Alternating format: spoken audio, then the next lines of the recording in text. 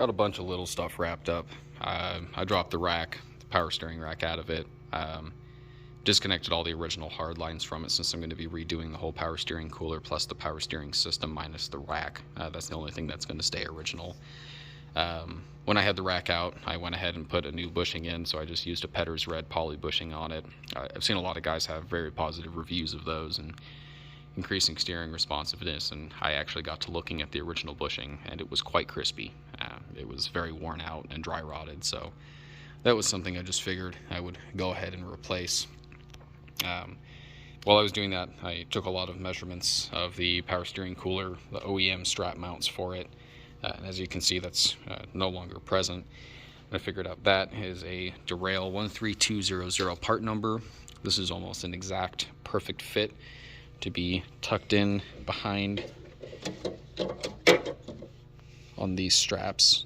Use one or two foam standoffs on each side, on each strap, and there won't be any vibrations. But this is an 11/32 barb, which if you convert that over to a decimal, that's almost a perfect 3/8 line fitment. It'll be a little snug, but that's nothing that you can't deal with. But I did that since there is now a belt drive on the car. So LSA water pump, Tough Stuff alternator, Tough Stuff power steering pump. So that's just a GM Type 2. This one's an off-the-shelf unit that they build, and this all came from Rashawn. So Boost District, obviously, as you can see that fancy bullet engraving right here. Bam. It was a fairly self-explanatory installation. I know him and LSX Concepts, they worked on this belt drive specifically for the Gen 1 2650 head units, and everything has fit perfectly so far. There were absolutely no installation issues in any way, shape, or form. So, and the nice part is all these idlers, all the tensioners, that's all off-the-shelf stuff. You can get it from O'Reilly's if you want gate stuff, and this is an off-the-shelf GM water pump, so you can cross-reference if you need to know what hardware size to get if the water pump's still on the car. If you lose a bolt or something, then you know where to go for mounting deals. So the whole serpentine system will still be on a 6 rib, obviously. I measured out some belts, so I'm going to go pick those up now and hopefully start getting this stuff wrapped up since the blower belt. So I've got a green 8 rib Gates belt coming in a couple days. So I'll just get all the serpentine stuff wrapped up for now, and then the AC kit should be here this week, so I'll get that mounted and get all those lines plumbed back up to it and all the electrical stuff connected. I actually like the way that this went together a lot better than the OEM low mount alternator. One, because you can actually see the wiring and there's only 2 bolts that hold it on instead of the weird kind of wing bracket on the back to the block. And this actually does feel a lot more solid, at least when I was installing it, because this is a fairly heavy gauge piece of steel or piece of metal. So yeah, things have in fact been being done on the car. I haven't been fucking off that much.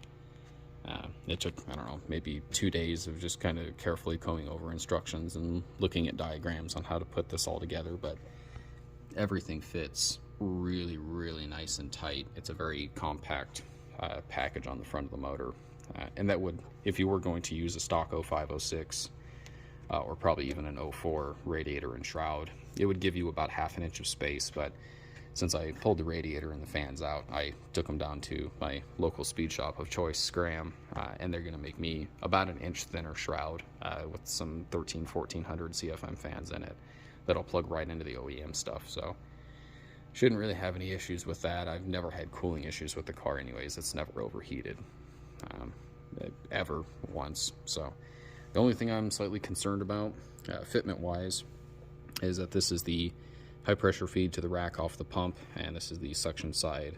So from the reservoir, which I will be using the OEM reservoir, I don't think that'll be an issue.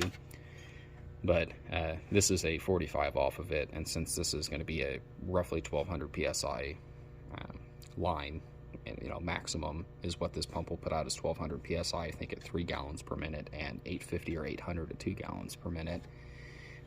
That you can't really just kind of throw a clamp on this, since it's again a high pressure line. And Scram, they have the capability of crimping stuff in-house and making fittings or hoses to order with their stock of Frigola stuff, or they can order just about anything in from them.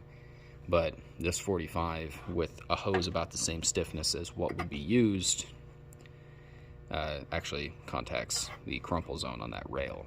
So that's the only thing I'm really going to have to figure out. Aside from that, everything else is pretty much bolt on, plug and play. It'll work on my block, it'll work on a stock block, on stock heads, all that stuff. So I'm fairly pleased with how everything's come together and how it all looks, and it'll look a lot nicer in here once I get all the black AN lines for the power steering system put back together, well, made, and then put in the car, and then get the rest of the power steering cooler stuff mounted. So yeah, hopefully here in a couple weeks, if I get some more time and the rest of the parts show up, then we'll be back in business, and then drop the K and start working on stuff on the back.